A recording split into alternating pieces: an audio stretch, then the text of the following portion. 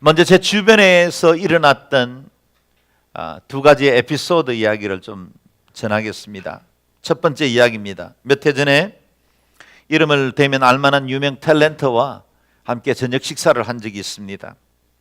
당시 자매님은 이미 40대 중반으로 두 번째 결혼에도 실패했고 이혼한 상태에서 전 남편과 재산의 문제나 이혼 소송에 관련되어 있는 여러 가지 법적 문제로 힘들어하고 있었습니다. 거기다가 유방암이 발견돼서 수술 후에 항암 치료를 받고 있는 중이었습니다.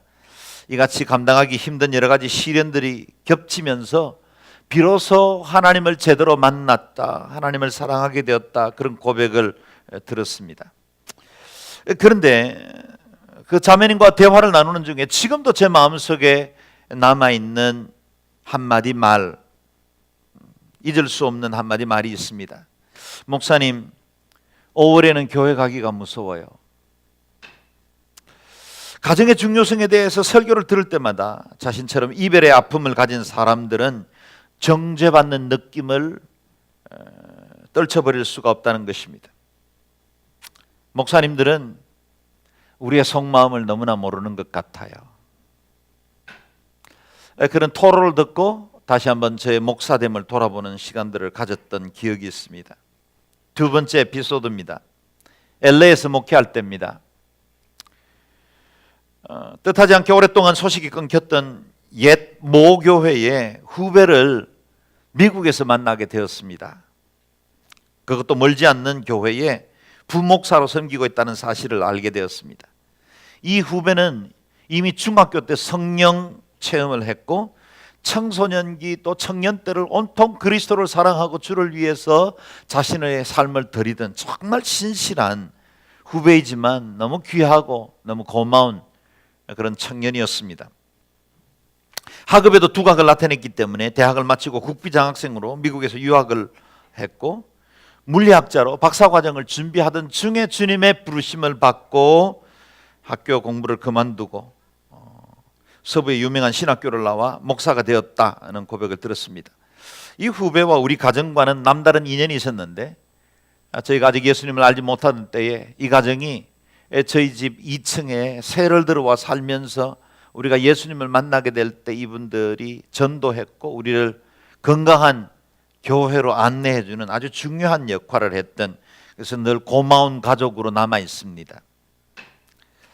그러나 공부 때문에 뒤늦게 이룬 가정은 여러 이유로 인해서 어려움을 겪고 결국 이혼까지 하게 되었다고 합니다.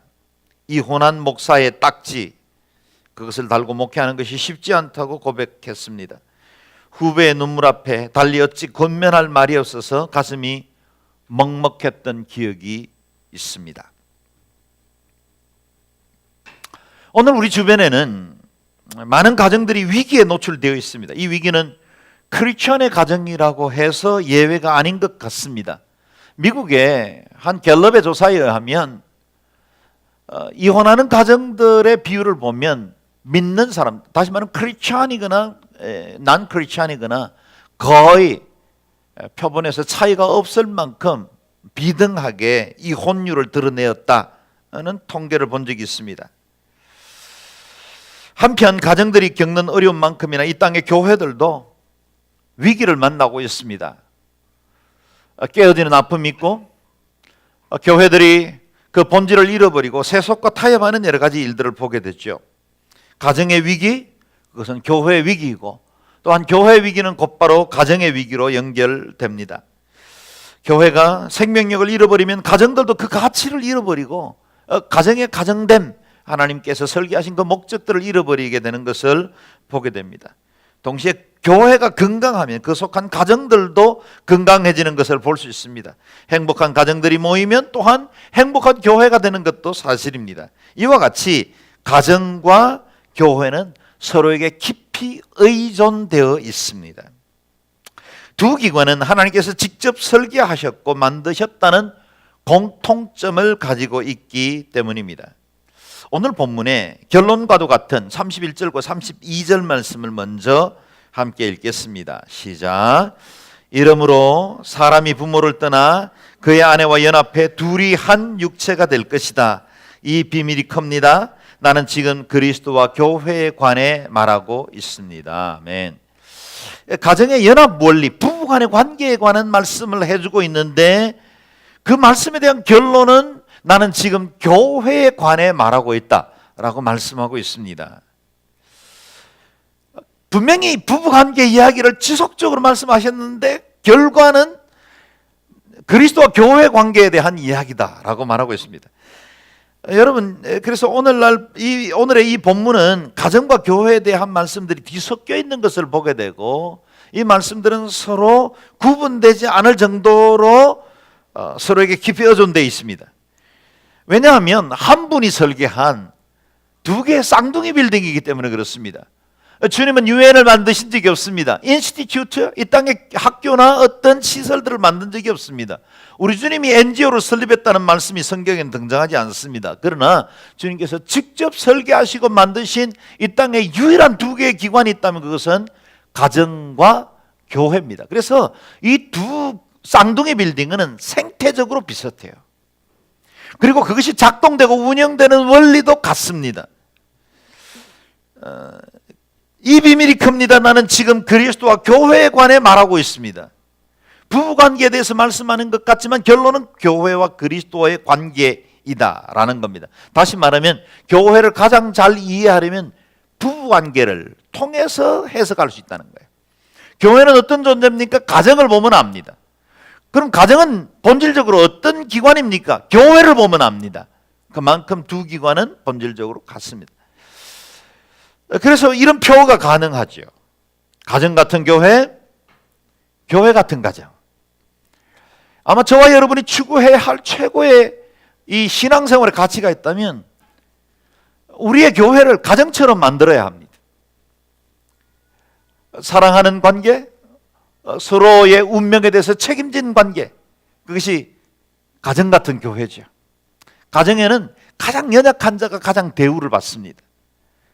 한 가정에 아기가 태어나면 부모에게 아무것도 해주지 않는데 온통 모든 가족들의 관심은 그 아기에게로 쏠립니다.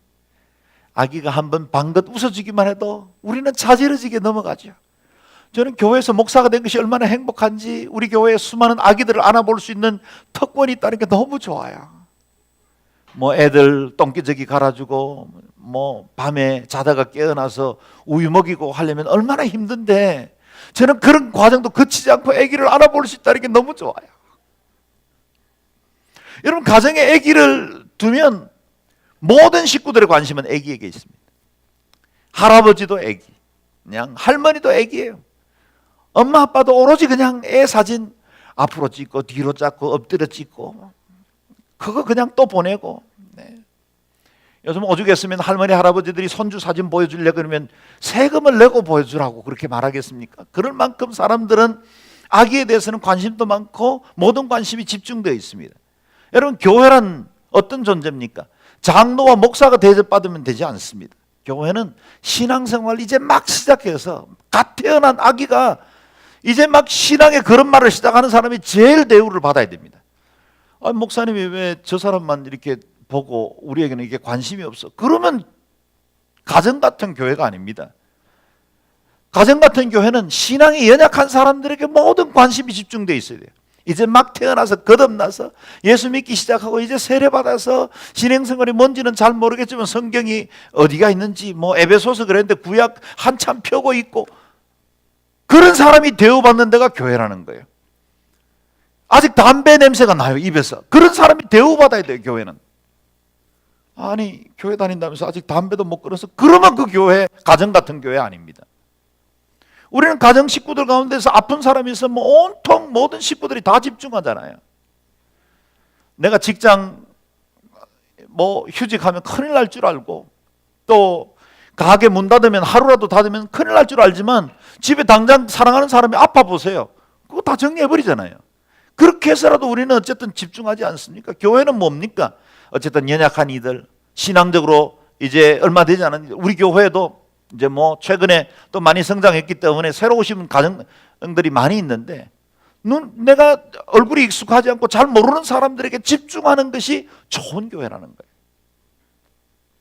믿는 사람들끼리 커피숍에 앉아서 자기들끼리 수다 떨고 그냥 깔깔대고 이러는데 이제 교회 처음 온 사람들은 어디 가서 앉아 있어야 될지 누구랑 대화해야 될지 모르면 그거 이상한 교회예요. 근데 죄송하지만 지금의 교회들이 대부분 그런 형태로 움직여지고 있다는 거예요. 가정 같은 교회는 뭡니까? 약자가 가장 대우받는 거예요.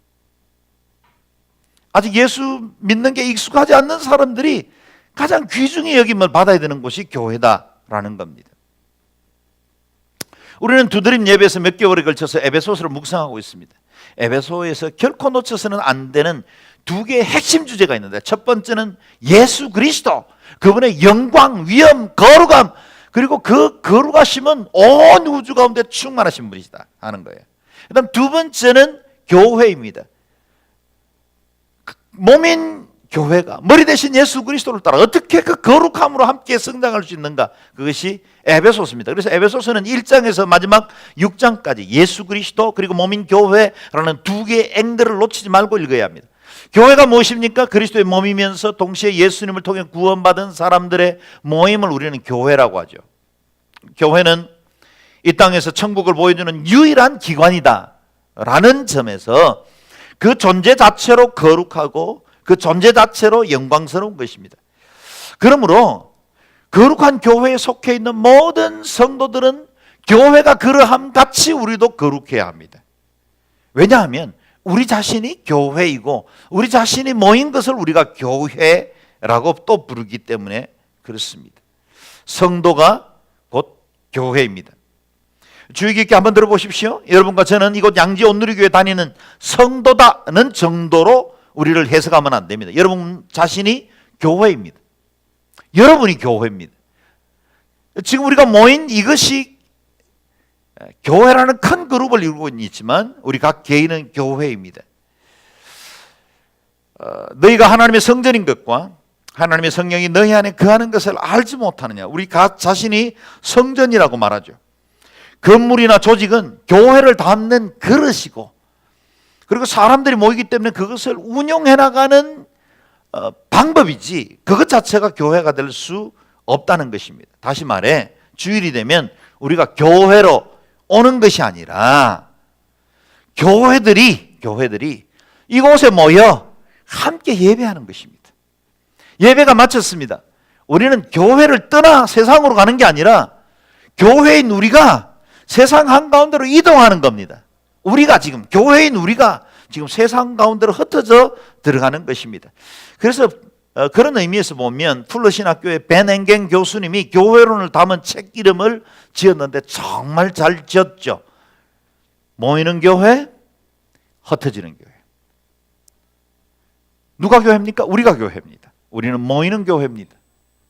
또 동시에 우리는 흩어지는 교회들입니다. 그래야만 세상을 변화시킬 수 있는, 이 땅 가운데 하나님의 나라를 이루시기를 원하시는 주의 뜻을 이루어 나가는 한 개체로서의 교회적 기능, 그 거룩을 감당할 수 있다는 겁니다. 그래서 성도의 삶은 교회 그 자체로 거룩해야 한다. 사람에게 노출되어 있든지 아니면 사람이 보지 않는 은밀한 곳이든지 우리는 우리 자신이 거룩해야 한다는 겁니다. 전임으로 사역한 사역자들 뿐만 아니라 세상 속에서 치열하게 경쟁하며 살아가야 하는 성도들, 그들 역시 하나의 교회로서 세상 가운데 흩어져야 한다는 겁니다. 그래서 우리 믿는 사람, 모든 사람들을 모바일 처치들, 움직이는 교회다. 우리가 가는 곳곳이 곧 교회가 이동하는 곳이 되어야 한다는 겁니다. 그러므로 우리에게 요구되는 거룩한 삶의 높은 수준은 윤리나 율법이 아니고 우리의 본질, 곧 신분에 합당한 삶의 양식이다. 삶의 양식. 교회이기 때문에 마땅히 그렇게 살아야 한다라는 겁니다. 그런데 이 교회가, 우리 각 사람인 교회가 하나님의 교회라는 것을 가장 잘 증명하고 드러내는 곳이 가정입니다. 그래서 성경에는 곳곳에서 그토록 가정을 강조합니다.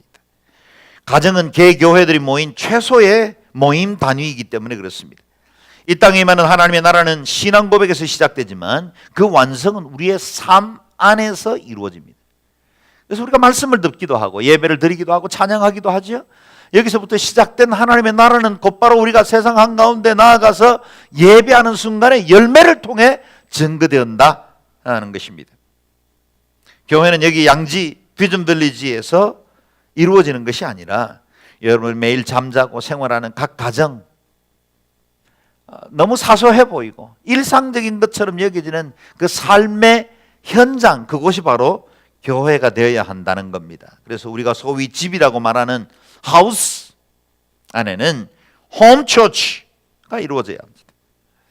참된 거룩은 우리가 부르는 찬양과 신앙 고백에서 시작해서 우리의 일상생활에서 열매 맺습니다. 그래서 참된 경건은 우리의 집 주방과 거실, 그리고 일터와 사무실, 우리가 세상이라고 말하는 삶의 현장, 그곳에서 진짜 교회가 세워져야 한다는 겁니다. 그렇다면 그 교회는 어떻게 형성됩니까? 그 교회를 교회답게 만드는 것을 우리는 관계라 그렇게 부릅니다. 관계. 교회는 나와 너, 관계 안에서 건축됩니다. 아내와 남편 사이, 부모와 자녀 사이, 종과 주인 사이, 이어지는 모든 말씀들은 교회라는 공동체가 세상 한가운데서 어떻게 세워지는가를 말해주고 있어요. 그 사이에 관계가 아름다운 교회를 이루게 합니다. 우리가 2장에서 묵상했듯이 건물마다 서로 연결되어 성전이 되어가는 것입니다. 이와 같이 관계를 온전히 연합시켜주는 삶의 태도를 보여주는 단어가 오늘 본문에 반복적으로 등장하는 순종이라는 단어입니다. 21절 말씀, 우리가 지난주일에 읽었던 말씀이죠. 다시 한번 읽어볼까요? 시작. 그리스도를 경외함으로 서로 복종하십시오. 아멘. 사실은 지난주에 우리가 묵상 말씀이지만 제가 일부러 강해를 하지 않았어요. 왜냐하면 이어지는 3주간의 설교가 이 말씀과 연결되어 있거든요. 그래서 이 말씀으로부터 출발해야 가정이 건강해지고, 이 말씀으로부터 출발해야 부모와 자녀 사이가, 남편과 아내 사이가, 그리고 종과 상전의 사이가 견고하게 설 수 있다는 겁니다. 오늘 말씀은 서로 복종하라 하십니다. 서로 복종하라. 어느 한편이 일방적으로 희생당하고 따르는 것이 아니라 피차 복종하는 거예요. 피차. 부부관계도 피차, 부모와 자녀 사이도 피차, 종들과 상전 사이에도 피차입니다. 관계라는 건 언제나 서로에게 영향을 미치잖아요. 어떤 사람들은 굉장히 나이스하고 또 인격적인 사람이 어떤 사람들과 관계는 너무 껄끄럽고 힘든 경우들도 있지 않습니까? 왜냐하면 이 관계라는 것은 서로에게 영향을 미치기 때문이죠. 그래서 이 사람들하고 이곳에서 교제할 때는 별 문제 없는데 또 다른 그룹에서 만날 때는 내 인격의 본질이 다 드러나는 것 같고, 그래서 제대로 내가 그리스도인다운 그런 관계를 맺지 못하는 것들도 경험하게 되죠. 왜냐하면 피차 영향을 받기 때문입니다. 여기서 우리가 놓쳐서는 안 될 말씀이 하나 있습니다. 우리의 순종의 기준을 말해주고 있죠. 그리스도를 경외함으로 피차 복종하라. 그리스도를 경외함으로. 우리가 서로 복종해야 되는 이유는 뭘까요? 그리스도를 경외하기 때문에. 우리가 주님을 나의 삶의 주인으로 섬기기 때문에 그분이 언젠가는 우리를 심판하시고 우리의 그 모든 것들을 삶의 상급도 주시고 또 벌도 주시는 분이라는 사실을 알기 때문에 fear God, 하나님을 경외하기 때문에, 하나님을 두려워하기 때문에 피차 복종하라 것입니다. 마치 주님께서 이렇게 말씀하시는 것 같습니다. 너와 그 사람 사이에 내가 있음을 알아야 한다. 누군가 이런 비유를 하였죠. 한 남녀가 아름다운 꽃을 사이에 두고 꽃을 가까이 하면 할수록 두 사람의 관계가 가까워지는 것과 같습니다. 우리 관계 사이에 그리스도가 계시게 해야 합니다. 부부 사이에 그리스도가 계십니다. 우리 사이에는 아무것도 없어. 그러면 곤란해요. 그리스도인들은. 물론 다른 어떤 이성이나 또 부정한 것들이 틈타면 안 돼요. 부부 사이에는. 그러나 부부 사이에 한 분 계셔야 하는 분이 계신데 그분이 바로 그리스도라는 거예요. 그리스도. 그래서 남편도 아내도 그리스도를 더 사랑하고 그리스도께 가까이 가고 날마다 주님께 더 가까이 갈수록 두 사람도 가까워지는 거예요. 이게 믿음 안에서의 가정의 원리예요. 우리의 관계 안에 그리스도를 모셔드려야 합니다. 그리스도가 주인 되게 해야 합니다. 거기 십자가가 나타나야 합니다. 주의 보혈이 역사해야 됩니다. 그래야 참된 치유도 가능합니다. 부부관계도 참된 용서가 그때서야 가능한 거예요. 그리스도가 계시게 해야 합니다. 내 알량한 인격과 내가 가지고 있는 양심으로 해가지고는 사실은 우리의 관계라는 건 온전하게 서기가 어렵습니다. 그런데 오늘 본문을 읽다 보면 의문이 하나 생깁니다. 우리 가정의 문제들을 해결해주는 실마리를 제공해주는 존재가 우리가 상식적으로 생각하는 것과는 좀 달라요. 일반적으로는 어떤 관계에 문제가 있으면 힘 있는 자가 먼저 이 문제를 풀어갈 수 있도록 실마리를 갖고 있지 않습니까? 근데 성경의 원리를 보면 힘 있는 자가 아니라 더 연약한 자가 문제를 풀어나갈 수 있는 이 문제의 키를 가지고 있다라는 거예요. 아내와 남편 사이에 누가 이니시티브를 가지고 있습니까? 적어도 뭐 우리 문화에서는 남편들이 대체로 경제력도 있고 힘도 더 세고 또 가장의 권위도 있고 그래서 남편이 이니시티브를 가지고 있는 것 같아요.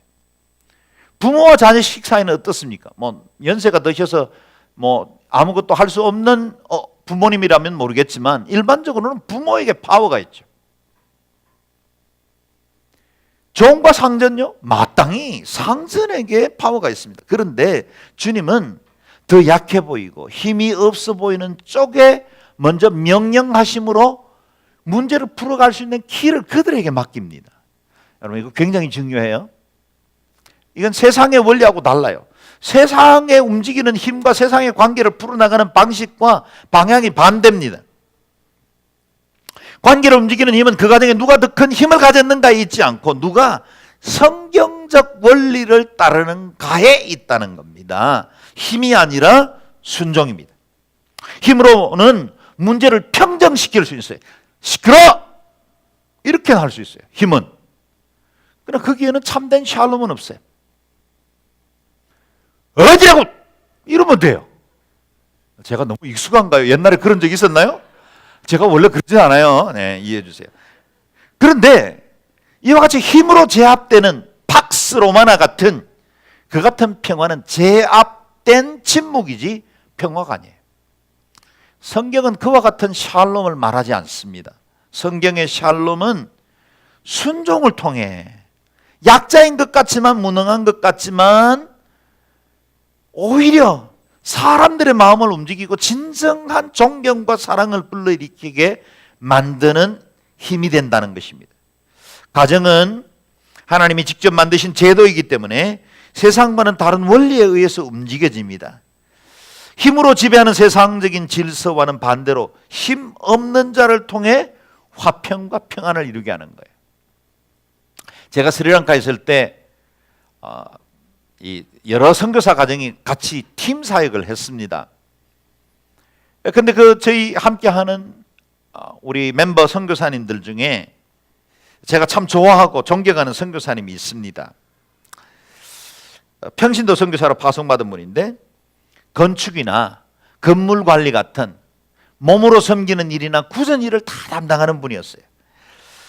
부부가 근데 한결같이 순수하고 한결같이 발라요. 얼마나 주님 사랑하는지 그리고 얼마나 하나님 앞에 바로 살려고 애를 쓰는지 정말 귀하다. 정말 귀하다는 마음을 늘 가졌습니다. 그런데 시간이 지날수록 재미있는 현상이 나타납니다. 의사를 결정하기 위해서 선교사님들이 모여서 회의를 하면 각자 서로 의견들을 내지 않습니까? 내다가 맨 마지막이 되면 그분의 얼굴을 봐요. 평신도예요. 목사 선교사들도 있었어요. 그런데 맨 마지막 결론을 내릴 때쯤 되면 그분의 얼굴을 봐요. 왜냐하면 그분이 늘 말이 없는 분이거든요. 늘 몸으로 섬기는 분이거든요. 늘 순전하게 주님 사랑하는 분이거든요. 그걸 아니까 그분이 말하는 의견이 공동체의 마무리 정리가 될 때가 많이 있었더라는 거예요. 이게 바로 순종의 힘입니다. 이게 세상과는 다른 원리로 작동되는 인간관계라는 겁니다.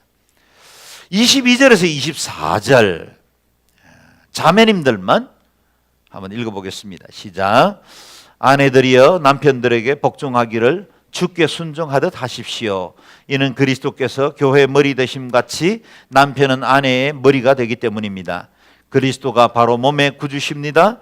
교회가 그리스도께 복종하듯 아내들도 모든 일에 남편에게 복종하십시오. 왜 자매들이 읽으라고 하놓고 목사님은 읽습니까? 저는 오늘 중성입니다.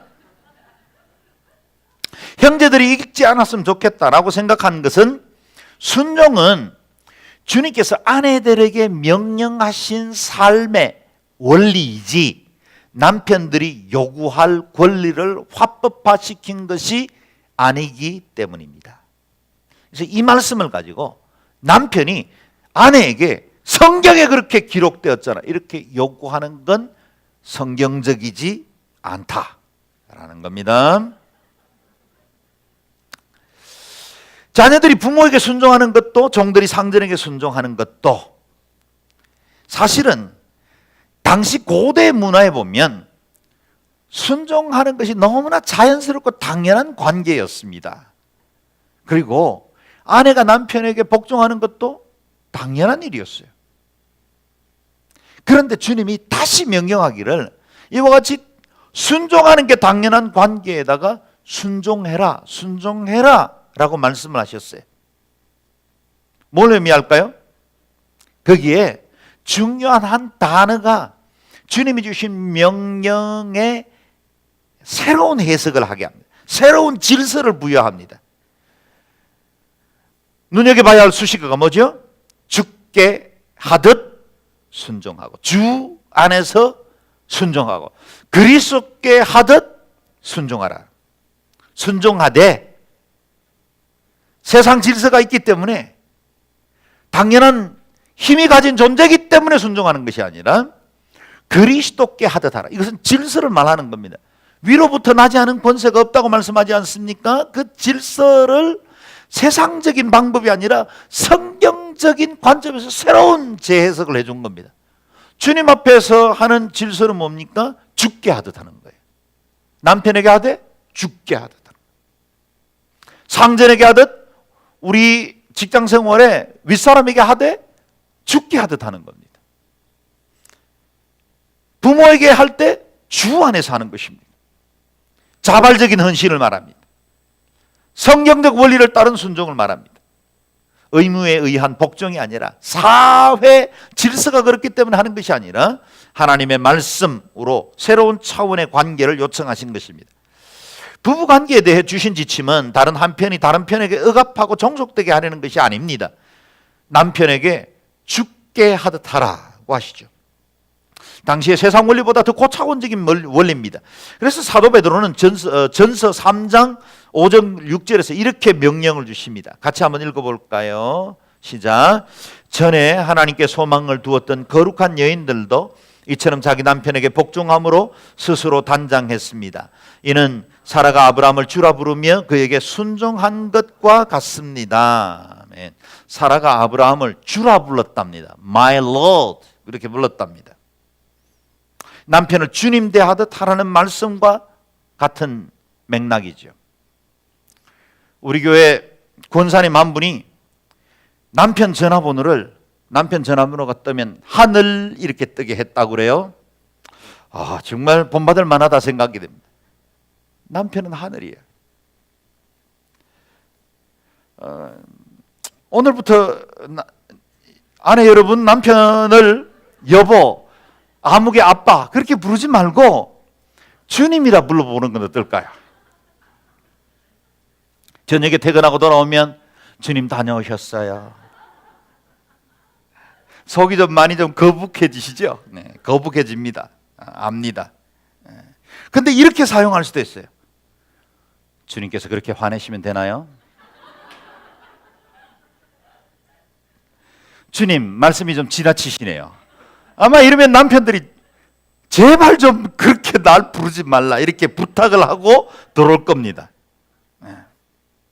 그러나 그와 같은 호칭을 통해서 가정의 질서를 존중하고 하나님의 원리로 가정을 세우라라는 겁니다. 24절을 다시 보십시오. 교회가 그리스도께 복종하듯 아내들도 모든 일에 남편에게 복종하십시오 그랬습니다. 교회는 머리 대신 그리스도께 전적으로 복종하는 기관이죠.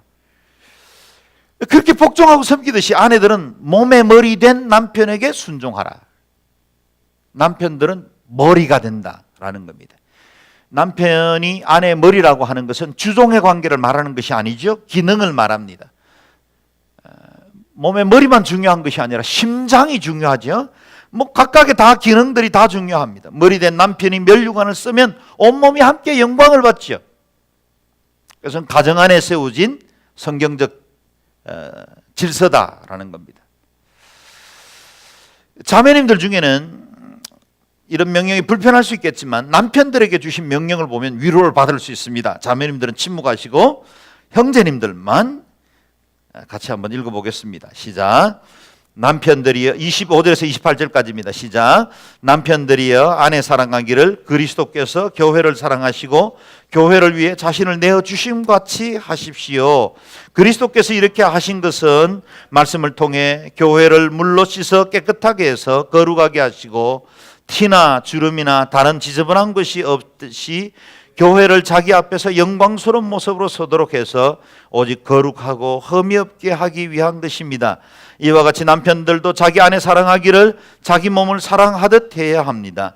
자기 아내를 사랑하는 것은 바로 자신을 사랑하는 것입니다. Everybody says 아멘. 아멘.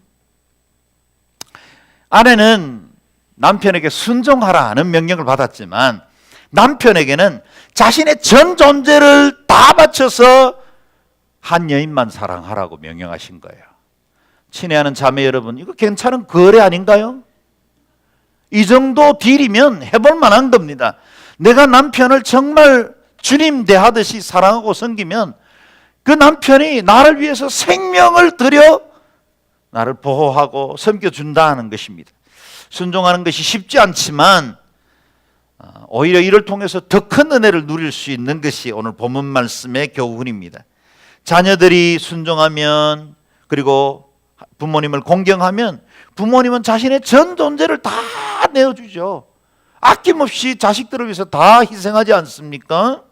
마찬가지입니다. 종이 주인에게 순종하면 주인은 종의 삶 전 운명을 책임져 주는 거죠. 이것이 세상과 다른 성경의 질서입니다. 순종이라는 작은 겨자씨가 행복이라는 큰 나무를 세워나가게 하시는 겁니다. 27절 말씀 다시 보십시오. 같이 읽어볼까요? 시작. 티나 주름이나 다른 지저분한 것들이 없이 교회를 자기 앞에서 영광스러운 모습으로 서도록 해서 오직 거룩하고 흠이 없게 하기 위한 것입니다. 아멘. 주님이 교회를 티나 주름 잡힌 것이 없는 거룩하고 영광스러운 몸으로 세워가는 것처럼 남편은 아내의 인생에 티나 주름이 잡히지 않도록 해야 한다는 겁니다.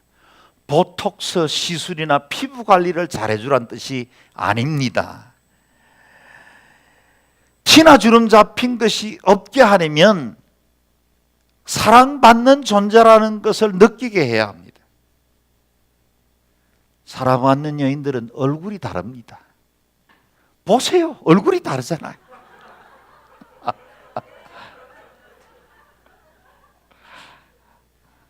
아이고 쑥스러워라. 여기 오늘 28절 말씀에 보면 자기 아내를 사랑하는 것은 바로 자기 자신을 사랑하는 것이다 그랬습니다. 아내를 구박하는 건 자기를 구박하는 겁니다.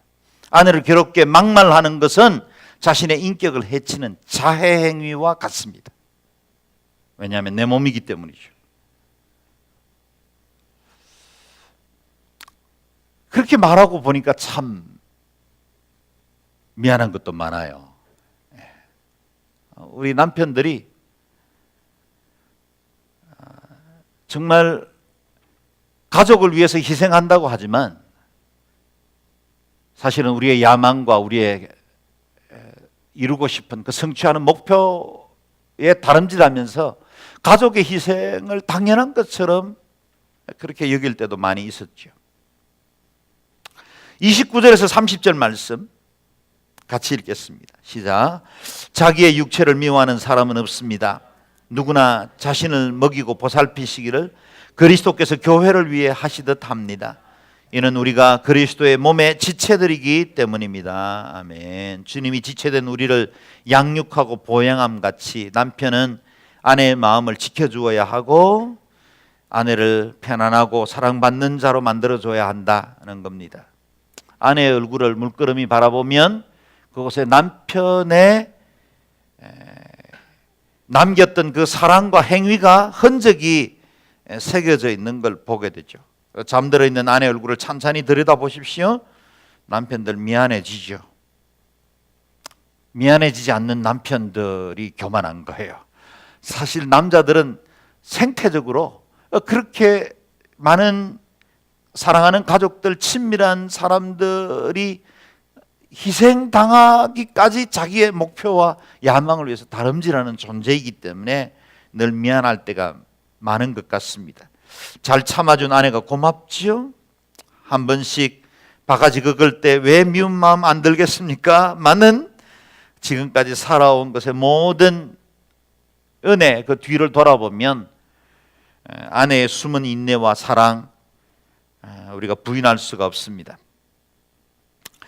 이전에 내가 어떻게 가정생활을 해왔는지 그것은 지금 중요하지 않습니다. 하나님께서 그리스도 안에서 우리를 새로운 피조물로 만드셨듯이 하나님께서 우리의 가정들도 새롭게 빚어가시기를 원하세요.